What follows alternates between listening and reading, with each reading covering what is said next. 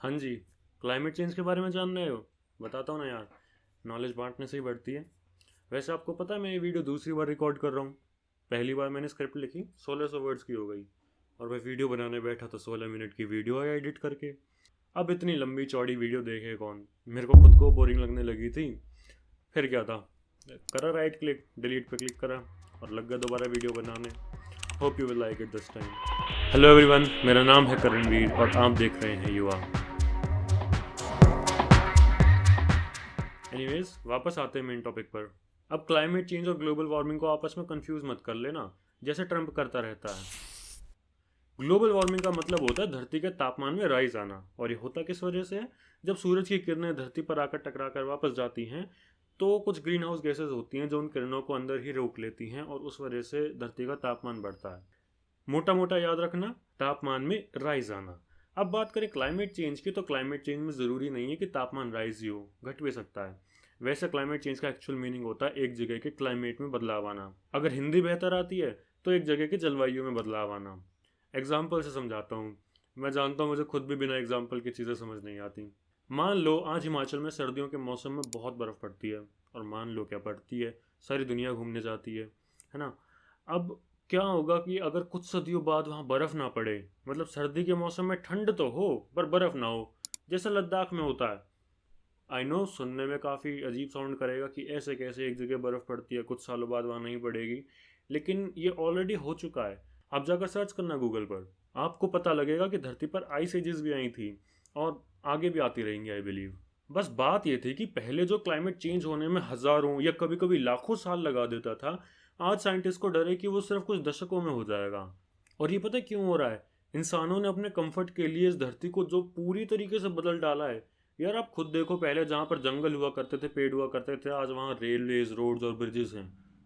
और इन्हीं सब कंस्ट्रक्शन की वजह से जो एमिशंस हुए हैं, कंस्ट्रक्शन ही नहीं और भी बहुत सारी एक्टिविटीज़ हैं, इन सब से जो एमिशंस होते हैं उससे क्लाइमेट चेंज इस हद तक स्पीड पकड़ चुका है कि वो क्लाइमेट चेंज की स्पीड ही अब प्रॉब्लम बन गई है। कारण जानने हैं आपको क्लाइमेट चेंज के? खैर नहीं भी जानने तो कोई ऑप्शन नहीं है आपके पास, सुनना ही पड़ेगा।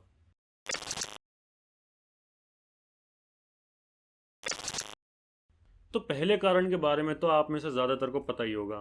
बिजली। यार इतनी जो इलेक्ट्रिसिटी प्रोड्यूस होती है, जो आप यूज़ करते हो, जिससे इस फ़ोन को चार्ज किया है, उसमें काफ़ी सारे एमिशंस होते हैं। और अराउंड द ग्लोब अगर हम देखें तो वर्ल्ड की 63% इलेक्ट्रिसिटी फॉसिल फ्यूल से बनती है। अब खुद ही सोचो यार, जब इतने सारे फॉसिल फ्यूल्स बर्न होंगे इलेक्ट्रिसिटी के लिए तो एमिशंस तो होंगे ही। And emissions contribute to climate change.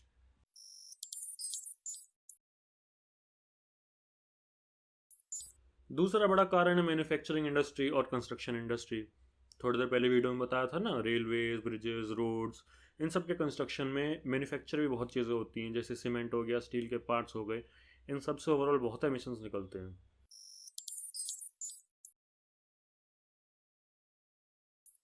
तीसरा सबसे बड़ा कारण जो आप अपने स्कूल से पढ़ते आ रहे हो, पेड़ों को काटा जाना और जंगलों को जलाया जाना। ब्राज़ील में बहुत होता है ये। पूरा अमेजोन फॉरेस्ट, नहीं पूरा तो नहीं बट काफ़ी सारा अमेजोन फॉरेस्ट काट कर जला दिया गया। क्यों? उनको लैंड का कुछ यूज़ करना था, मे बी खेती और कुछ और यूज़ करना हो। एंड अगला कारण आप जानकर खुद हैरान होंगे, मैं खुद रिसर्च करते टाइम इतना हैरान हुआ था यार।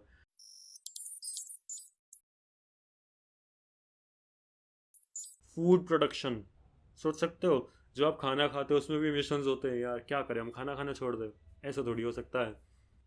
पूरी दुनिया के टोटल एमिशंस में से 26%, यानी ऑलमोस्ट एक चौथाई तो भैया फूड प्रोडक्शन से ही आता है।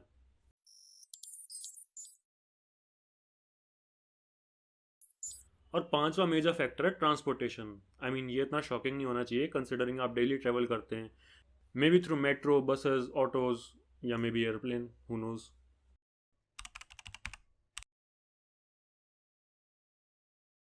प्राइम मिनिस्टर नरेंद्र मोदी जी का कहना है कि climate change is a lived reality for millions around the world. लेकिन कुछों के दिमाग में ये आ सकता है कि यार हम तो बचपन से सुनते आ रहे हैं global warming, global warming, school में पढ़ते आ रहे हैं, हमने तो आज तक कुछ इफेक्ट्स इसके देखे नहीं। हाँ, कभी कभी सर्दियों के मौसम में सर्दी कम हो जाती है और मे भी शायद गर्मी ज़्यादा हो गई है बस। लेकिन यार एसी के कमरे में बैठकर ये सोचना ना बहुत आसान है। इसमें आपकी कोई गलती नहीं है कि आप इस प्रॉब्लम की सिवेरिटी को समझ नहीं पा रहे हैं। चलिए आपको बताता हूँ। क्लाइमेट चेंज का एक मेजर साइड इफेक्ट पता है क्या है? बारिश के पैटर्न, अमाउंट, जगह और मे बी टाइम में भी बदलाव आना, बेमौसम की बरसात। 2018 में केरला में रिकॉर्ड तोड़ बारिश हुई, बहुत ज़्यादा, और उसका नतीजा 35 डैम्स ओवरफ्लो कर गए। अथॉरिटीज़ को मजबूरी में आकर वो सारा पानी रिलीज़ करना पड़ा और उसकी वजह से मेजर फ्लडिंग हुई पूरे केरला में। रिजल्ट, पूरे केरला में 500 लोगों ने अपनी जान गंवाई और 15 लाख लोगों की ज़िंदगियां अफेक्ट हुई हैं। एक और एग्जांपल चाहिए आपको? 2017 के बिहार फ्लड्स, 500 से ऊपर लोगों ने अपनी जान गंवाई और 1.5 करोड़ से ऊपर ज़िंदगियां अफेक्ट हुई हैं। इससे ज़्यादा भी कुछ एडवर्स कॉन्सिक्वेंसेस हो सकते हैं, बताऊंगा आपको आगे वीडियो में। ये दो डिजास्टर्स बहुत ही ज़्यादा गंभीर थे and my condolences to the families who had to suffer through this.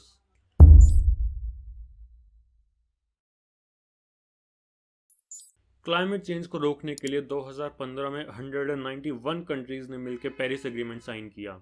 ये एक लीगली बाइंडिंग एग्रीमेंट था जिसके तहत सब कंट्रीज़ को अपनी कैपेसिटी के हिसाब से क्लाइमेट एक्शन में पार्ट लेना था।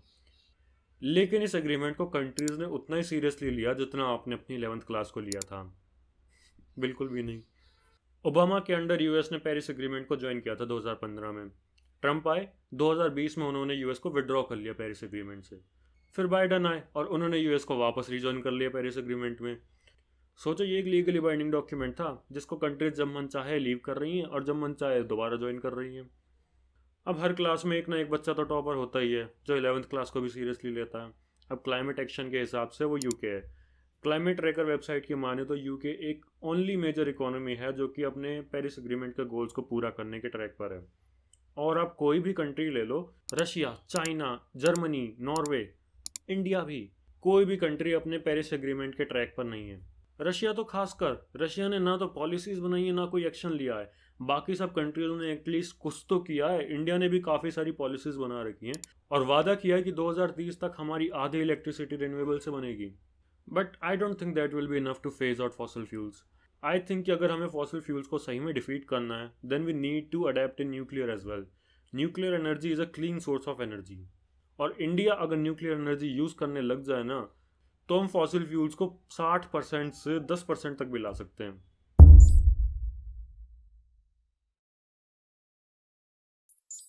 अब क्लाइमेट चेंज कोई ऐसी प्रॉब्लम नहीं है जो दुनिया खत्म कर देगी या ह्यूमैनिटी का दी एंड कर देगी, लेकिन हाँ इतनी बड़ी ज़रूर है कि it will change the world as we know it.